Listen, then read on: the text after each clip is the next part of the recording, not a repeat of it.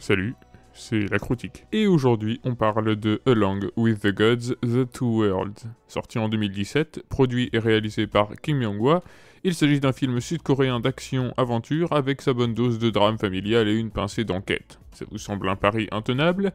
Laissez-moi vous dire que vous vous méprenez avec fracas. Along with the Gods est simplement mon blockbuster préféré. Quel exemple plus vibrant que celui de Along with the Gods pour vous expliquer en quoi je n'ai rien contre les blockbusters et les effets spéciaux à outrance lorsqu'ils sont bien foutus. Commençons par le synopsis, histoire de voir un peu ce que l'histoire a dans le ventre. Kim Ja-hung, pompier à ses heures perdues, meurt dans un moment de bravoure faisant de lui un parangon de vertu, et est accueilli par ses gardiens dans l'au-delà.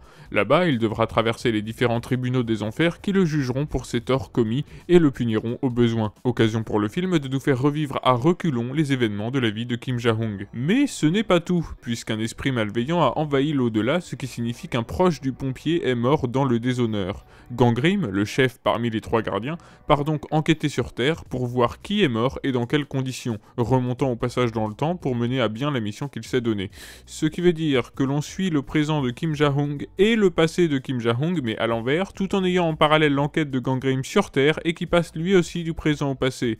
Et on a là l'un des rares problèmes du film. Au premier visionnage, il y a forcément des moments où l'on va oublier qui est qui ou sur quelle temporalité on se trouve. Le long métrage fait tout pour nous assister dans notre découverte de l'œuvre, en donnant par exemple un signe distinctif à la plupart des personnages, mais ce n'est parfois pas suffisant, et on finit par se demander pourquoi un tel se retrouve là à tel moment, pourquoi un tel autre est déguisé ainsi, ah mais c'était lui en fait, etc. Mis à part ça, le scénario déboîte simplement. Déjà, c'est extrêmement bien rythmé, sur les 2h20 de film, pas une minute n'est à jeter. L'alternance entre enfer et monde des vivants donne un tempo impossible à prendre à défaut au film, et surtout, l'histoire est incroyable. Rebondissements, retournements de situation, péripéties qui nous accrochent aux accoudoirs, le film a le temps de jouer avec le film de tribunal, d'enquête, de comédie, le drame familial, voire l'horreur, tout ça en proposant certaines scènes d'action absolument incroyables de créativité, le tout dilué dans un voyage long et fastidieux qui nous fait visiter des décors de très haute volée. Visuellement, ça arrache grave. Normalement, vous aurez pu le constater par vous-même avant même que je ne le précise. Les environnements sont d'une richesse et d'une quantité assez folle et généreuse, servis par des effets spéciaux juste sublimes dans des tons très colorés, appuyés, presque cartoon.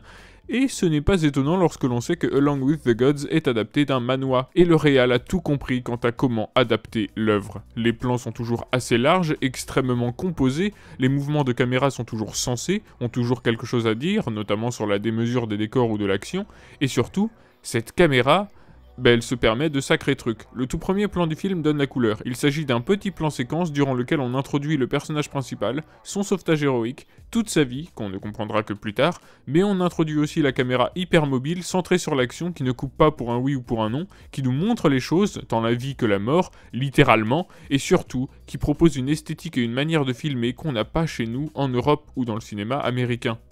Donc voilà, outre filmer avec classe, la caméra s'est filmée avec subtilité et retenue. Parce qu'elle a compris que ce n'était pas incompatible. De la subtilité, Along with the Gods en a à revendre, à commencer par ses personnages. C'est facile, ils sont toujours caractérisés avec simplicité. Parfois trop pour certains, mais le film se réserve pour sa suite, on y reviendra, et efficacité. Le développement du pompier et de sa famille est magnifique. On comprend sans peine les épreuves traversées par les trois personnages, mais on est loin de se douter de jusqu'où ça pouvait aller. Et mine de rien, les thèmes abordés sont assez graves. La pauvreté, la mort, le suicide, comment certains se tuent à la tâche. Je ne connais pas les réalités sociales de la Corée du Sud, mais je suis à peu près certain que ça touche assez juste. Aussi, un truc assez étrange avec ce film, c'est qu'il propose à plusieurs moments des préfigurations qui n'ont pas de réponse dans le film. Pourquoi ça ? Eh bien parce que Along with the Gods est en fait un diptyque. Ainsi, le développement manquant des personnages dans le 1 est en fait le centre de toute l'intrigue du 2. Ne voyez pas Along with the Gods comme deux films de 2h20, mais plutôt comme un film de 4h40 en deux parties.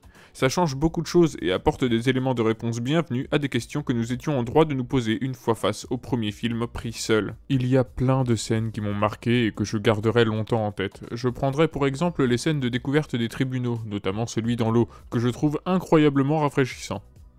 Lol. Mais ce qui me scie le plus dans ces tribunaux, c'est la mise en scène de la découverte des punitions. Toujours en un seul plan, on passe de Kim Ja-hung à la machine infernale en un grand mouvement de caméra qui survole comme ça toute la scène. On a les cris des victimes qui se font entendre, c'est à la fois terrifiant et limite jouissif.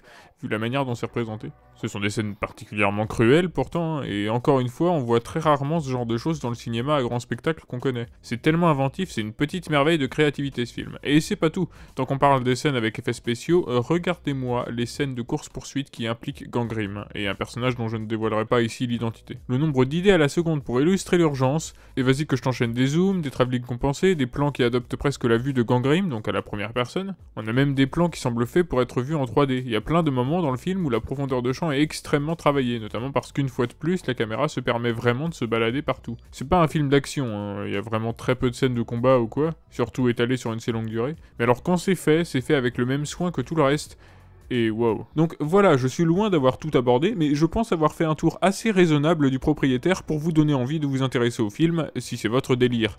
Et si ça ne l'est pas, laissez-lui quand même sa chance. C'est un film qui aborde le thème universel de la famille. Et pas forcément de la famille liée par le sang, non, celui de la famille que l'on décide de se créer. Je l'ai aussi bien montré à des adultes qu'à des enfants, tous l'ont adoré et en ont tiré quelque chose. C'est donc à vous de vous y coller, et devinez quoi, les deux films sont disponibles sur Netflix. Et si vous n'avez pas Netflix, vous trouverez bien une solution, je vous fais confiance.